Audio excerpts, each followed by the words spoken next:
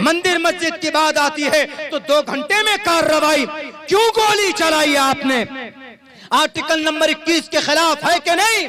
वाह भाई वाह, हमारे उत्तर प्रदेश के जज साहब, आपने 2 घंटे के अंदर में याचिका सुनने के बाद आप सर्वे की इजाजत दे देते।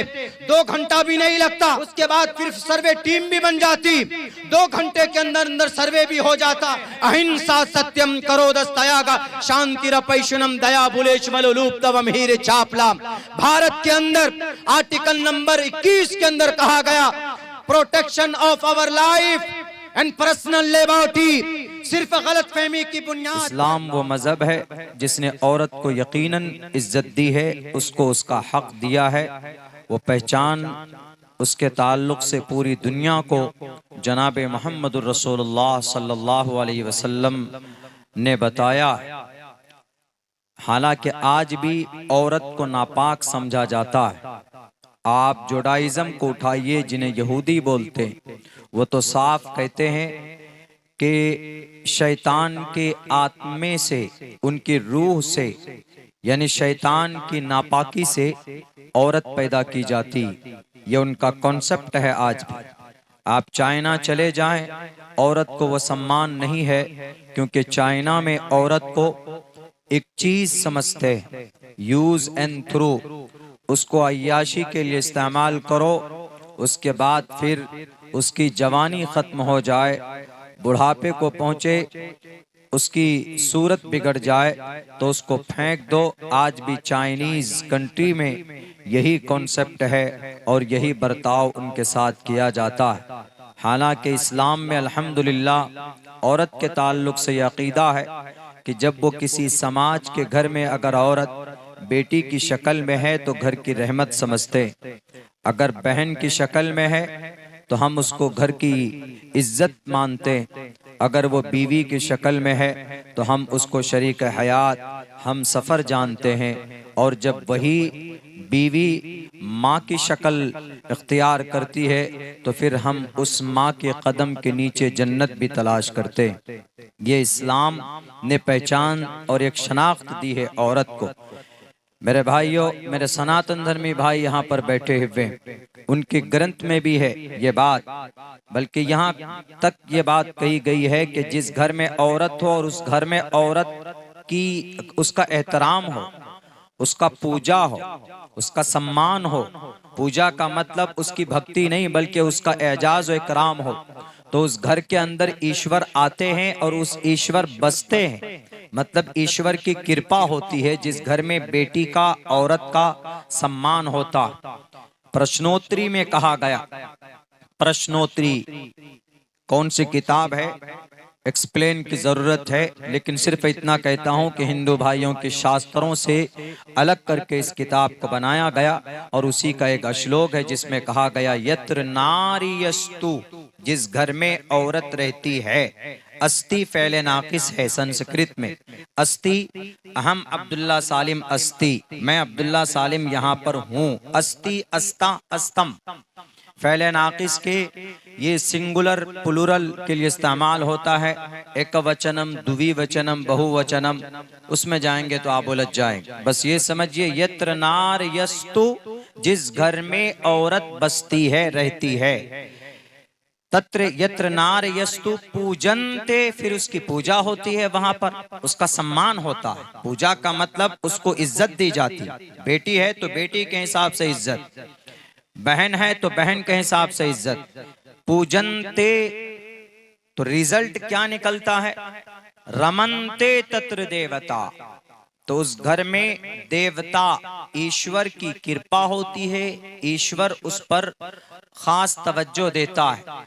तत्र तास्तु, इसका उल्टा है फिर, तत्र तास्तु, जहां पर बेटी की इज्जत नहीं होती, तत्र तास्तु न पूजन्ते न रमन्ते न तत्र देवता, जिस घर में बेटी का सम्मान नहीं होता, बेटी की इज्जत की बात नहीं की जाती, तो वहां पर ईश्वर वास नहीं करते। न पूजन्ते न रमन्ते न तत्र देवता, तो वहां पर तुम्हारा देवता नहीं आएगा। कि जहां पर सिर्फ जुबान में बेटियों की इज्जत के लिए अल्फाज तो होते हैं कि बेटी बचाओ, बेटी पढ़ाओ, बेटी पढ़ती है लेकिन बेटी बचती नहीं है। आज तक जितने भी मामलात रेप के हुए उनमें टोटल बेटियां सन 2012-19 दिसंबर को दिल्ली के चलते हुए बस में जिस बेटी की इज्जत लूटी गई वो बेटी मेडिकल साइंस का डॉक्टर बनने वाली थी। वो मेडिकल का स्टूडेंट थी जिसको दुनिया निर्भया के नाम से जानती है। सिंगापुर में अपनी जान दे दी उन्होंने इलाज के दौरान। और फिर सुबह तेलंगाना के शमशाबाद में सन 2019 के अंदर जिस बेटी की इज्जत लूटी गई वो बेटी पढ़ी लिखी थी, doctor Priyanka Reddy MBBS doctor थी। अभी 2-3 महीना पहले कोलकाता के आरजीकर मेडिकल कॉलेज में जिस बेटी की एक जालिम, एक हैवान ने इज्जत लूटी, उसका मर्डर किया और उसका मुजरिम बना, रैपिस्ट, कमबख्त, जालिम व शराबी, वो बेटी भी ट्रेनी डॉक्टर थी। तो इससे पता चलता है कि हमारी बहुत सारी बेटियां जो पढ़ती तो हैं लेकिन वो अपनी इज्जत को नहीं बचा पाती। ये इस देश के अंदर इन नेताओं और इन सिस्टम के दुरुपयोग की वजह से ऐसे वाकयात लोगों के सामने पेश आते। वरना बेटी इस समाज का हिस्सा, अगर औरत ना हो तो ये दुनिया नामुकम्मल है। जो हुकूक मर्द के वही हुकूक औरत के भी हैं। अल्लाह का कुरान भी कहता है वलहुन्ना मिस्लुल्लज़ी अलैहिन्ना बिल मारूफ। औरत का दर्जा, मर्द का दर्जा औरत के मुकाबले में थोड़ा सा बढ़ाया गया, बिकॉज ही इज अ मर्द, इसलिए कि वो मर्द है। दुनिया के चैलेंजों का सामना उसको करना पड़ता, वरना जो हुकूक औरत के हैं, मर्द के हैं, वही औरत के भी हैं। और औरत ना हो तो इस दुनिया को यहाँ तक पहुँचने में न मालूम और कितने साल लगते, बल्कि ये निज़ाम दुनिया के खिलाफ होता, ये दुनिया नामुकम्मल होती अगर औरत को रब्बे जुल जलाल ने पैदा न किया होता। लेकिन उसका दुरुपयोग आज भी करते हैं लोग। औरत को उसका हक नहीं देते, औरत को उसको उसके शान के मुताबिक उसको सम्मान नहीं दिया जाता। बच्चों को पढ़ाने के लिए, लड़कों को पढ़ाने के लिए हमारे पास इदारे हैं, लेकिन लड़कियों को पढ़ाने के लिए हमारे पास इदारे नहीं है। क्या लड़कियों को तालीम देना गलत है? अगर लड़कियों को तालीम देना गलत होता, मुसलमानों, अम्मा आयशा सिद्दीक़ा रज़ी अल्लाह ताला अन्हा 2210 हदीसें रिवायत की है अल्लाह के नबी अलैहिस्सलाम से।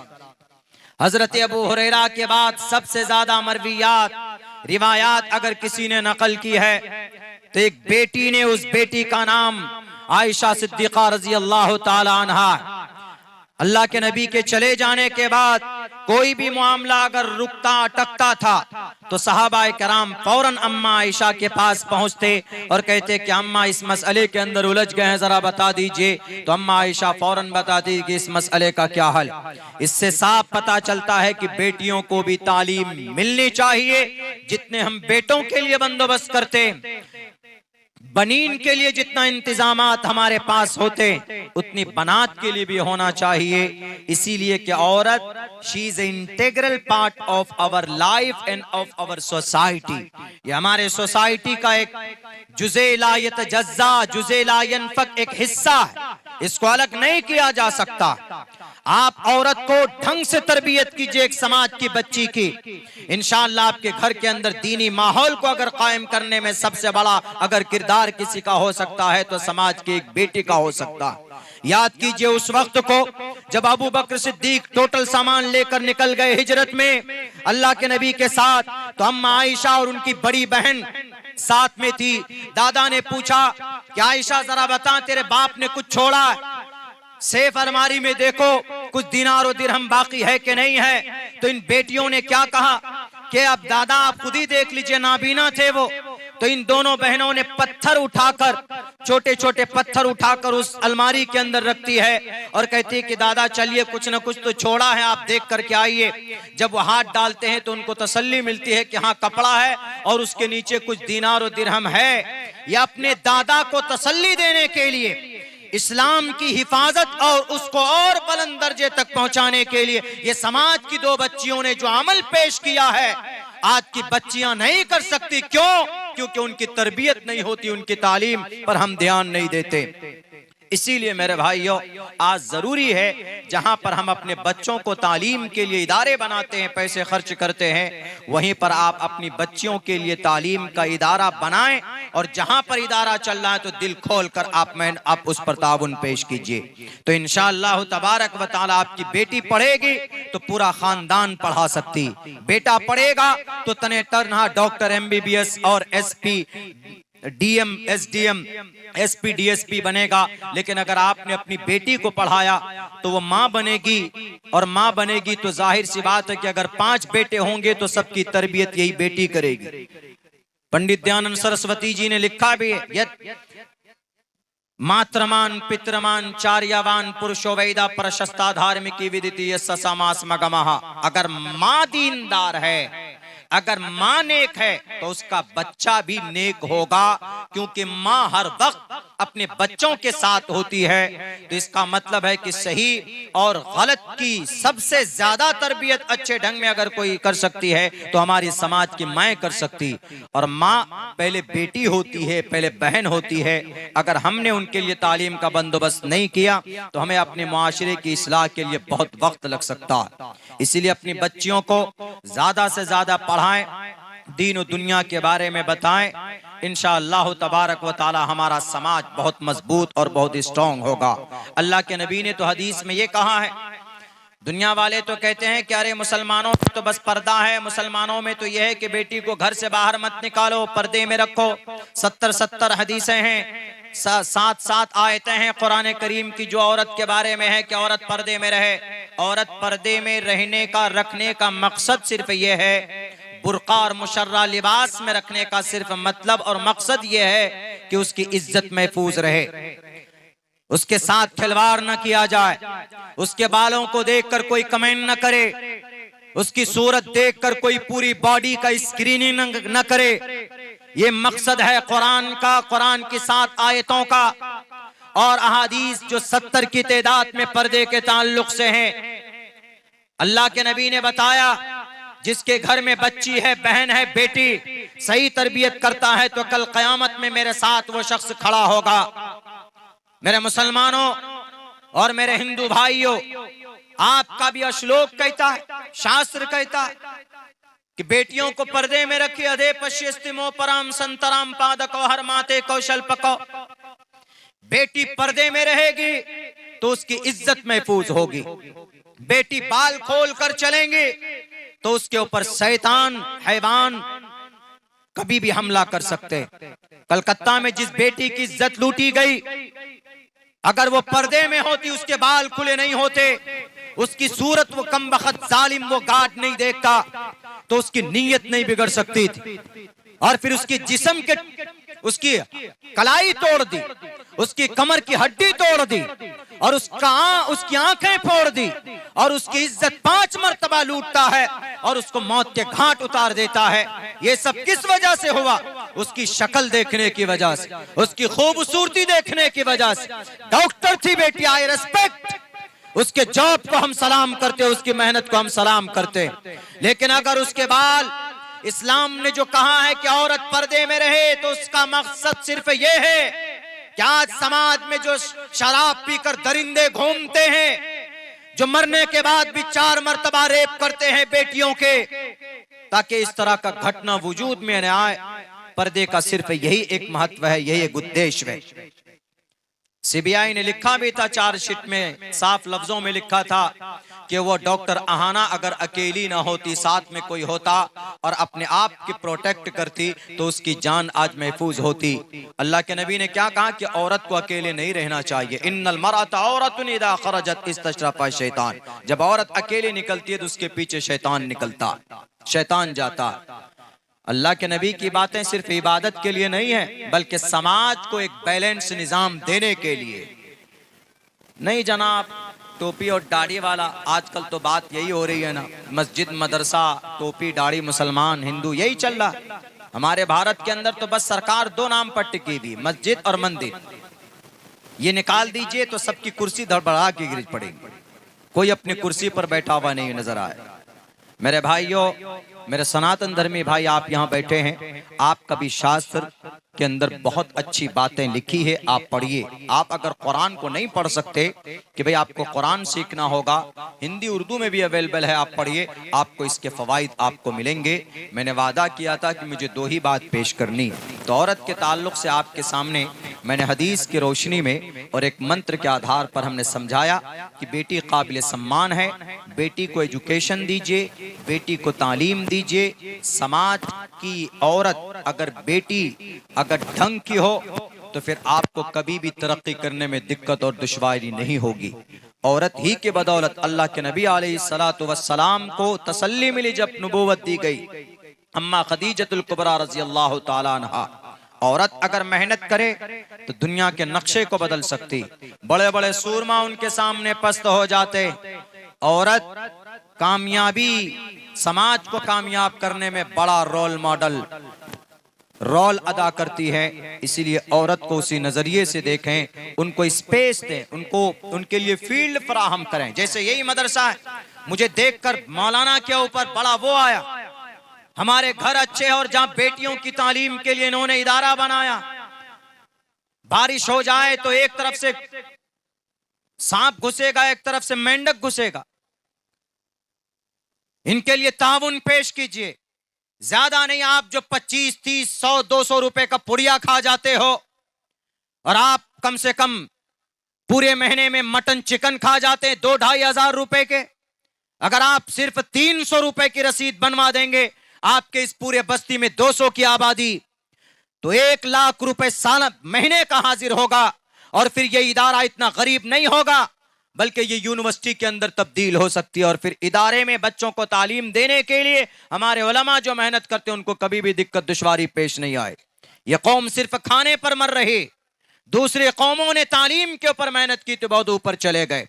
और तालीम एक ऐसा रास्ता है, हम तमाम दुनिया के बातिल ताकतों को बेनकाब कर सकते हैं।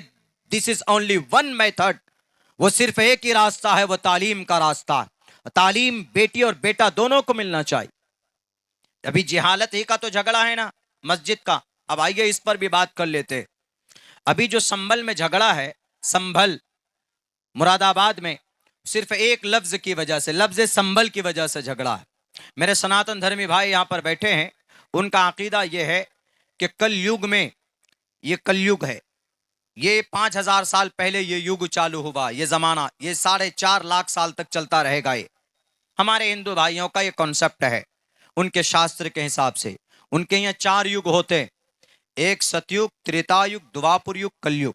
सतयुग अच्छाई का जमाना, त्रेतायुग कुछ अच्छाई कुछ बुराई, द्वापर युग सिर्फ उसमें ज्यादा बुराई कुछ अच्छाई, ये कलयुग है, इसमें बहुत ज्यादा बुराई और अच्छाई 5%, ये कलयुग है।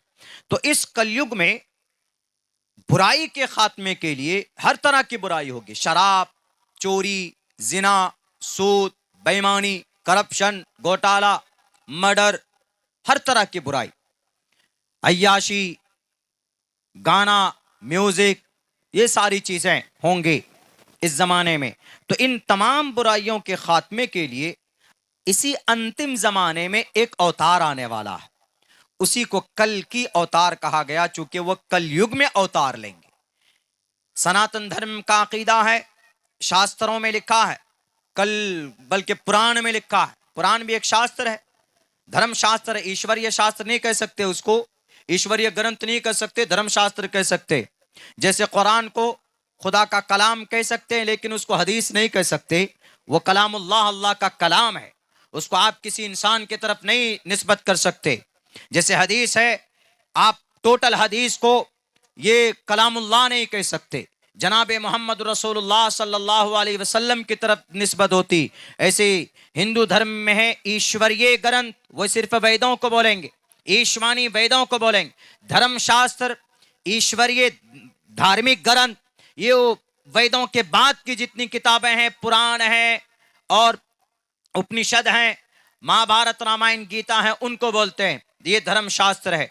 तो हिंदू भाइयों के शास्त्रों में लिखा है कि इस अंतिम जमाने में, इस कलयुग में एक अवतार आने वाला है, एक वो विष्णु जी जो अवतार लेंगे, अंतिम अवतार, और इसी युग में आएंगे।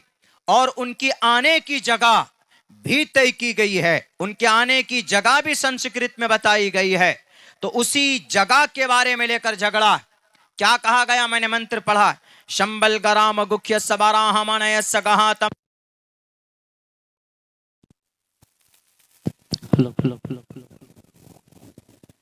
शंभल गराम गुख्य सबाराह मनय सगहातम। वो कम कीजिए, इसका इको बहुत चालू है, भाग्यवाद।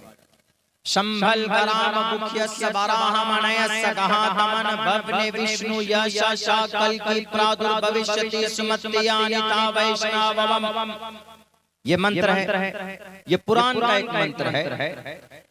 इसी मंत्र में एक लफ्ज है शंभल गराम गुख्य सबाराह मनय। मैं इसका एक्सप्लेन करूंगा तो समझ में आएगा। तो ये लफ्ज संभल की वजह से झगड़ा है। पुराणों में लिखा है किसी अंतिम जमाने में जो ईश्वर अपनी इंसानी रूप धारण करके इस कलयुग में जब वो अवतार लेंगे तो उनके अवतार लेने की जगह क्या होगी। अवतार का मतलब आना, आसमान से जमीन पर उतरना, अवतीर्ण अवतार लेना, ये कॉन्सेप्ट है। तो वो कहां पर अवतार लेंगे। 6 करोड़ 30 लाख मुरब्बा मील की ये धरती है, ये जमीन है। इस पूरे जमीन के ऊपर में कहां पर वह अवतार लेंगे, कहां पर वह आएंगे। तो मंत्र में तो लिखा है कि संभल जगह पे आएंगे, संभल। इसी से कंफ्यूजन पैदा हो गई हमारे हिंदू भाइयों में। अब उन्होंने मुरादाबाद के संभल को ही वो संभल समझ लिया, जो मुरादाबाद में जिस पर अभी हिंसा हुई, जिस पर अभी जुल्म ज़्यादती हुई, जिस पे 5 मासूम बच्चों के सीने में गोली दागे गए। बैरक है, इसका सही मतलब क्या है, इसका सही अर्थ क्या है, मैं बताता हूं आपको। संभल गराम, ये संभल शय से है, शाह। आप बढ़िया से सही कर लीजिए, हो गया।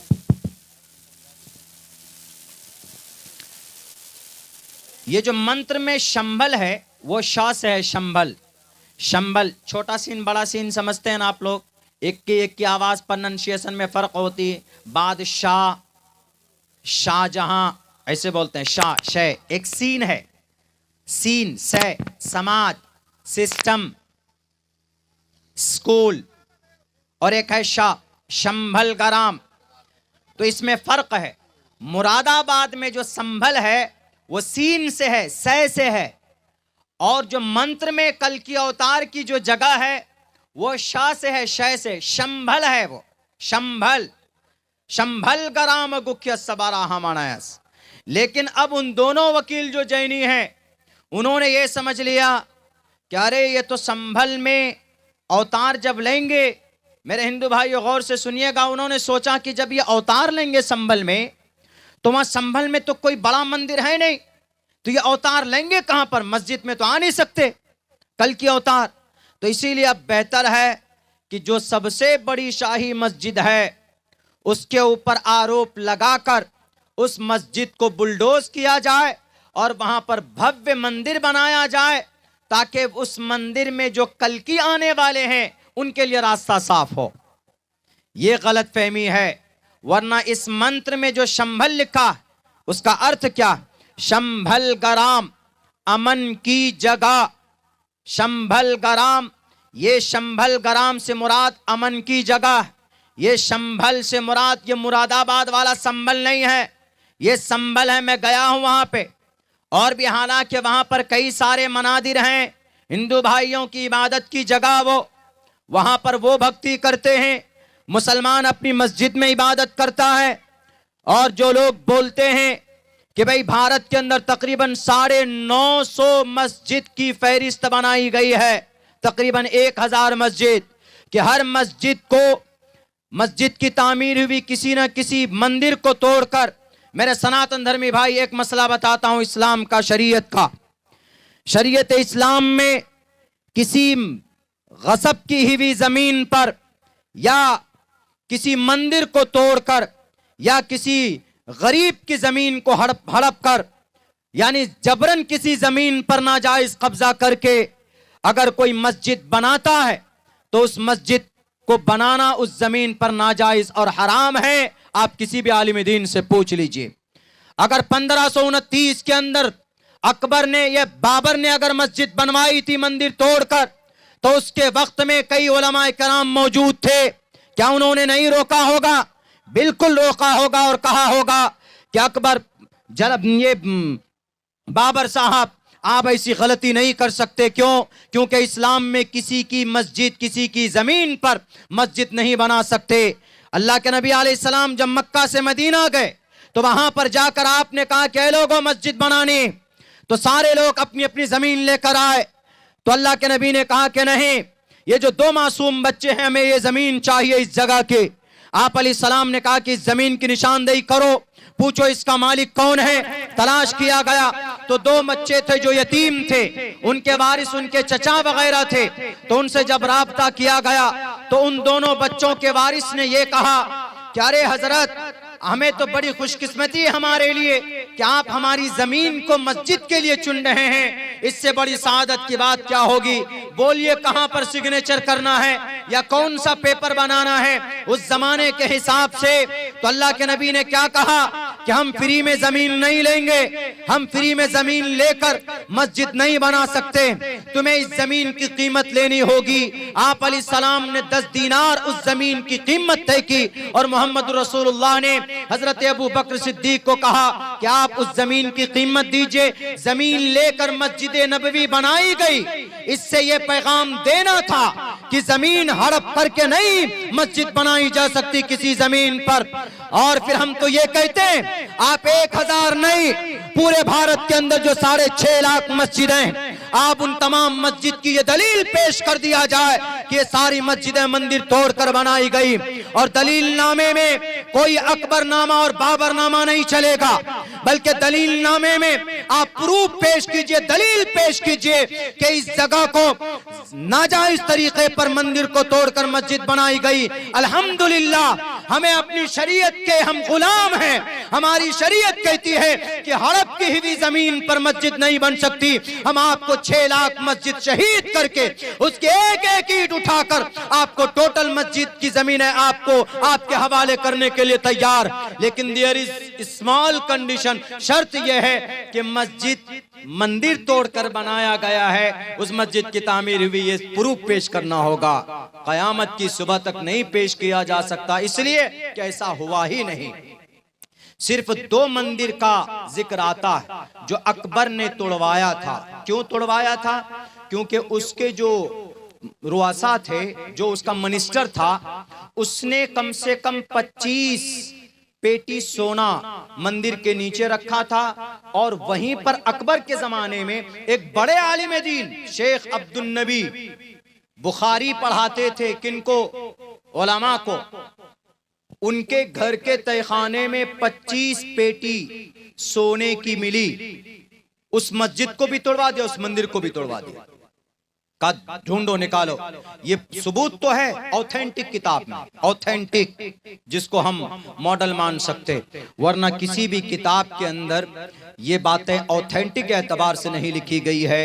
इसीलिए मेरे हिंदुस्तान के हिंदू भाइयों, मेरे हिंदुस्तान के मुसलमानों, वक्त की नज़ाकत को पहचानिए। ये लोग हमें और आपको लड़ाते।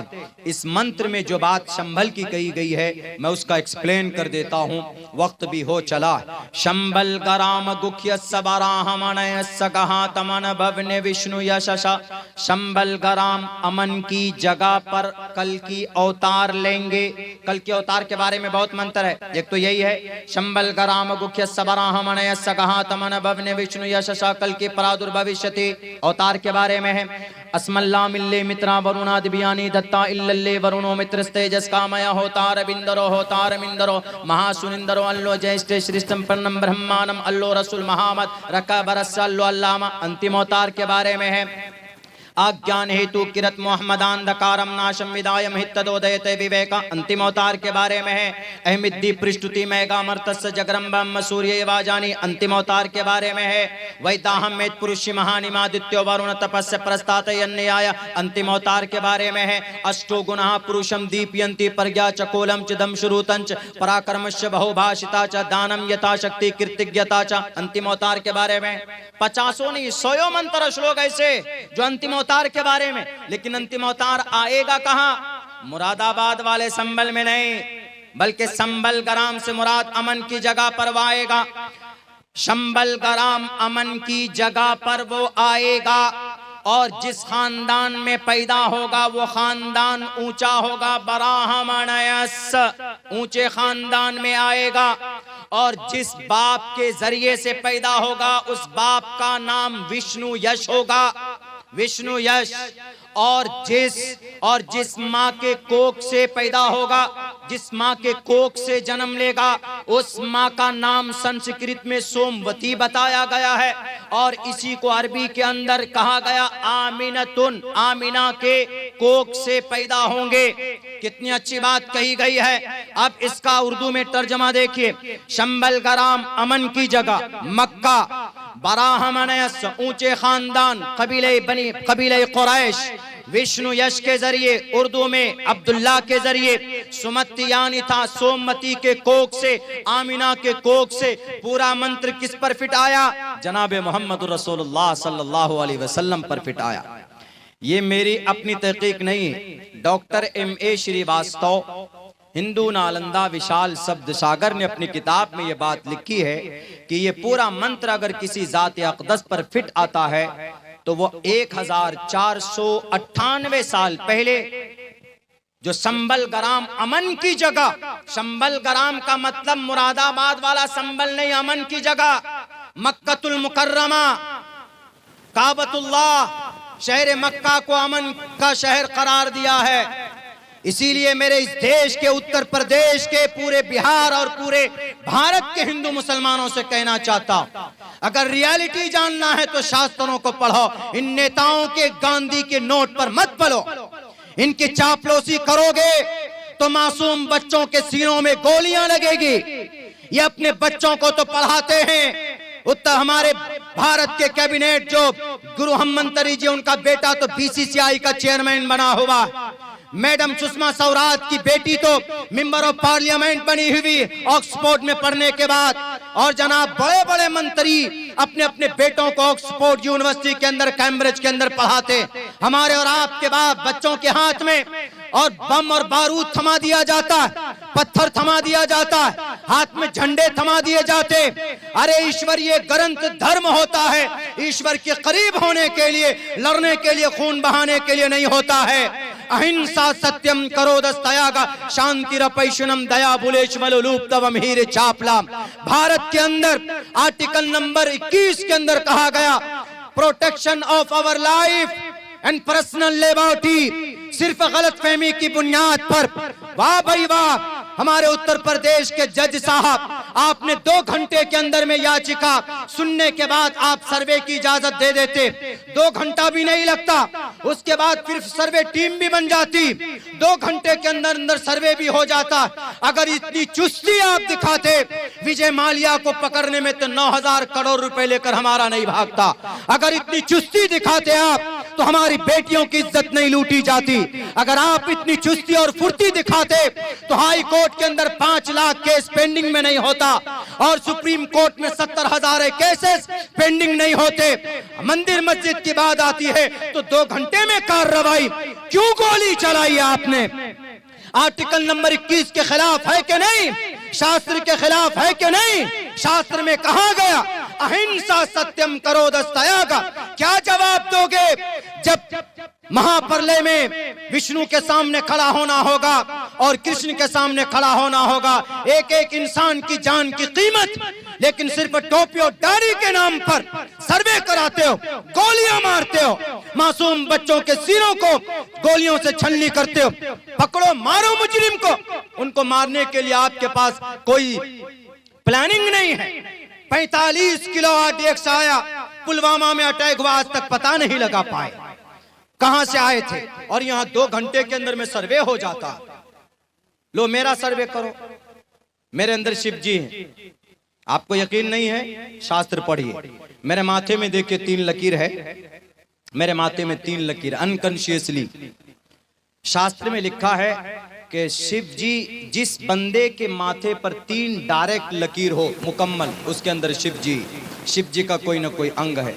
यही वजह है कि हमारे साधु संत महाराज लोग वो जो लकीर खींचते हैं चूना डाल करके, वो सिर्फ यही मकसद होता है कि उनके अंदर वो शिव जी के भक्त हैं और शिव जी का कोई ना कोई अंग इनके अंदर पाया जाता है।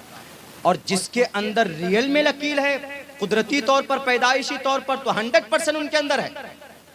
50,000 या 50 लाख इंसानों में एक इंसान पैदा होता, आप देख लीजिए सर्वे करके, आप में से किसी के माथे पे नहीं होगा, मेरे माथे में है। तो मेरे अंदर शिव जी, अब मैं शिव जी है तो मैं तो भाई कोई वो महाराज तो हूँ नहीं, मैं हूँ टोपी दाढ़ी वाला। पता चलेगा वो वकील साहब को तो कहेंगे कि मौलाना अब्दुल्ला का भी सर्वे करो, इसके अंदर मंदिर है, शिव जी बैठा हुआ, करो हमारा भी अब सर्वे, निकालो, ढूंढो, चीर फाड़ करो, देखो कहाँ शिव जी का अंग। ये सब चीजें कॉन्सेप्ट से ताल्लुक रखती है। 500 साल पहले क्या हुआ, सर्वे करो, ढूंढो, निकालो, मिलता कुछ नहीं है। अब से पहले भी एक झगड़ा चला था, उस पे भी कुछ नहीं मिला, लेकिन चलो झगड़ा खत्म, जो हो गया हो गया। अरे भाई, आप अपने मंदिर में जाकर ईश्वर की पूजा प्रार्थना कीजिए, आप पढ़िए, हनुमान चालीसा पढ़िए। दिक्कत तकलीफ है, मुसलमान अपनी सूरह फातिहा पढ़ेगा, नमाज पढ़ेगा और देश को आगे लेकर जाइए। क्या मंदिर मस्जिद में उलझा कर रख दिया। जीडीपी पे कोई बात नहीं करता, बेरोजगारी पे कोई बात नहीं करता, तरक्की पे कोई बात नहीं करता, खामखा लड़ा रहे हैं हिंदू मुसलमान। लेकिन मेरे भाइयों, आज भी 60% हमारे हिंदू समाज के भाई ऐसे हैं जो इस तशद्दुद को, इस जुल्म के बाजार को नहीं चाहते, मिलकर रहते। अभी उत्तर प्रदेश के एक जलसे में था मैं, शायद अमोल कोई जगह, उस जलसे के अंदर में 10 प्रधान बैठे थे जो नॉन मुस्लिम थे और उन्होंने उस प्रोग्राम को कराया, नाचीज को दावत दी।